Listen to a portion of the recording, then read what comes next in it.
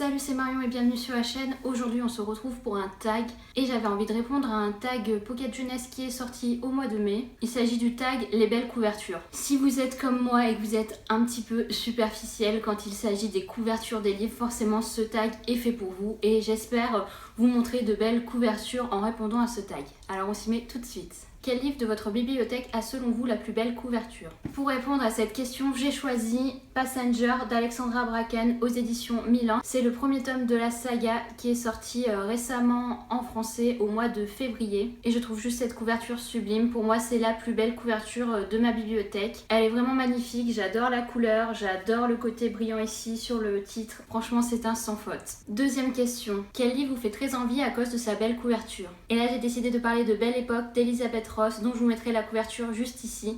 Ça fait un moment que ce livre est dans ma wishlist, surtout par sa couverture que je trouve juste sublime. Je pense vous avoir déjà parlé de ce livre à un moment où je vous parlais de ma wishlist. Il y a du bleu, c'est ma couleur préférée, donc forcément ça m'a attiré l'œil. Il y a une fille qui est habillée en costume d'époque, forcément ça a titillé mon petit côté historique. Et aussi on a la tour Eiffel en toile de fond, donc comment ne pas trouver cette couverture juste sublime. Troisième question. Citez un livre dont la couverture française est, selon vous, plus belle que la couverture VO. Et là j'ai décidé de vous parler de Shades of Magic de V.E. Schwab aux éditions Lumen qui vient de sortir récemment. Alors oui, je trouve pas non plus la couverture VO dégueulasse, hein, c'est sûr.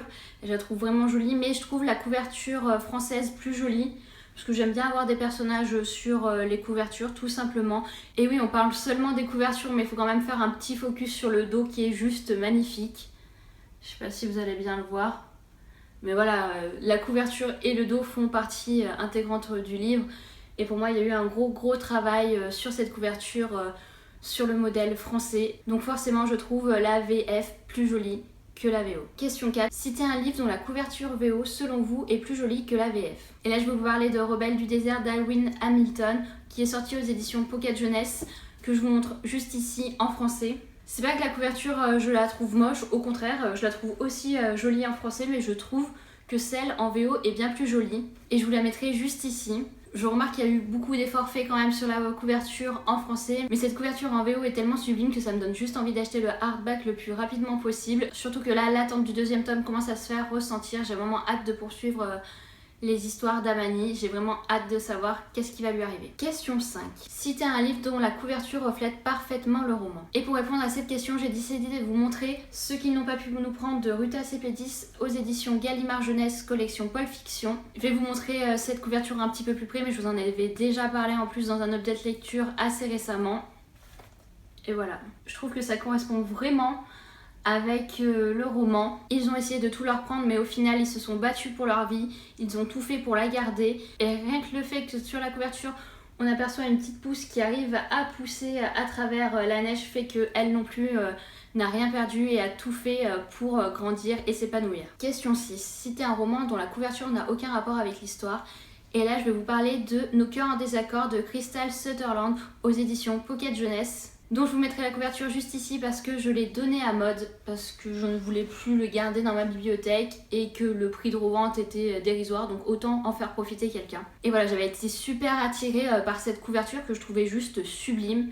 Mais une fois le roman terminé, je ne vois aucun rapport entre la couverture et l'intérieur du roman et l'histoire en fait. Là, franchement, je veux bien que j'ai pas été passionnée par l'histoire, mais j'ai quand même été assez attentive tout au long du roman. En tout cas, je sais pas, moi je vois aucun lien entre le roman et la couverture. Si certains l'ont lu et qui voient un rapport entre les deux, mais n'hésitez pas à me le dire parce que je suis peut-être passée à côté de quelque chose, mais franchement, j'en en vois aucun. Allez, plus que 5 questions, il commence à faire un petit peu chaud donc je vais vous répondre assez rapidement. Question 16. Citer un livre avec une belle couverture minimaliste. Et ici je vous parle du roman Le ciel est partout de Jandy Nelson aux éditions Gallimard dans la collection Scripto. Je trouve que cette couverture ne paye pas de mine, fond bleu en rapport avec le titre, le ciel est partout, donc voilà, on voit du ciel, on voit des petits nuages. Le titre est écrit de couleur blanche. La couverture peut apparaître super simple, mais pour moi, je la trouve juste sublime.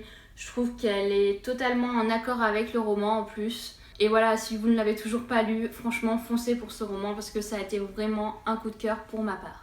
Question 8. Citez un livre avec une belle couverture plein de détails. Et là, forcément, je vous parle du deuxième tome de La Passe Miroir, Les Disparus du clair de lune de Christelle Dabost aux éditions Gallimard Jeunesse dont je vous ai parlé mardi dans ma dernière vidéo. Oui, je vous en reparle parce que bon, si vous ne l'avez pas su que j'avais adoré le livre, en plus la couverture est juste sublime. En plus d'être mon tome préféré pour le moment dans la saga, je trouve qu'il y a vachement de détails, elles sont juste sublimes ces couvertures. À la base je suis pas trop fan du jaune et là juste ça rend vraiment bien. Voilà, je sais que c'était sur les détails et pas sur la couleur la question, mais en plus des détails, le jaune je trouve que ça passe vraiment bien.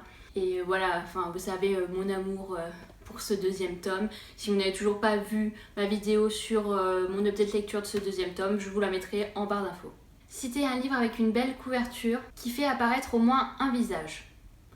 Alors là, pour cette réponse, j'ai un petit peu triché parce que je vais vous parler d'un livre, enfin même de 3 livres, parce que sur les 3 livres, il y a un visage.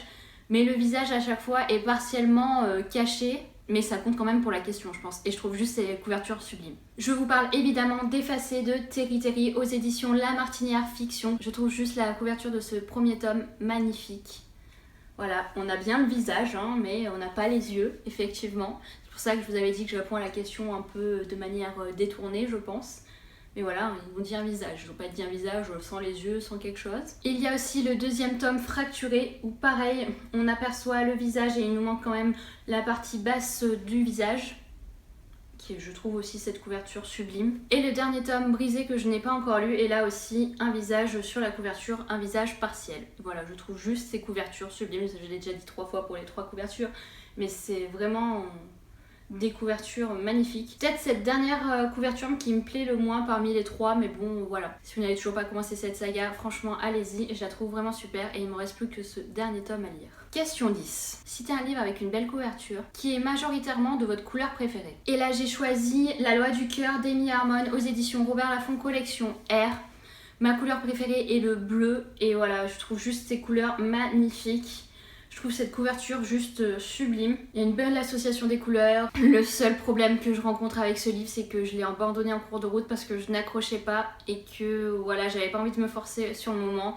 Je me le suis fait dédicacer à Montreuil au mois de décembre et depuis j'ai vraiment envie de me relancer dedans, le reprendre du début et oublier un peu l'état d'esprit dans lequel j'étais parce que je pense que je suis passée à côté juste parce que c'était pas le bon moment. Et voilà, ça me fait de la peine d'avoir abandonné un livre d'Amy Harmon, surtout qu'on m'en a dit beaucoup de bien sur son final et sur le second tome. Citez un livre avec une belle couverture dont le visuel est un dessin. Et là je vous présente du coup The Book of Ivy d'Amy Angel aux éditions Lumen.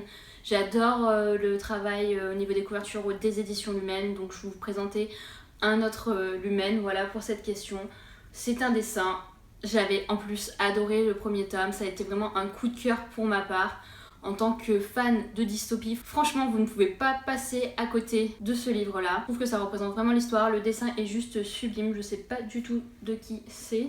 Pas écrit à l'intérieur, donc si je le sais, je vous l'écrirai juste en dessous. Et voilà encore une sublime couverture. Voilà, ce tag est terminé, j'espère qu'il vous aura plu. En tout cas, moi j'ai adoré vous présenter les couvertures que je trouvais vraiment belles et qui étaient présentes dans ma bibliothèque, ou non d'ailleurs. Nous on se retrouve mardi pour un update lecture. Salut!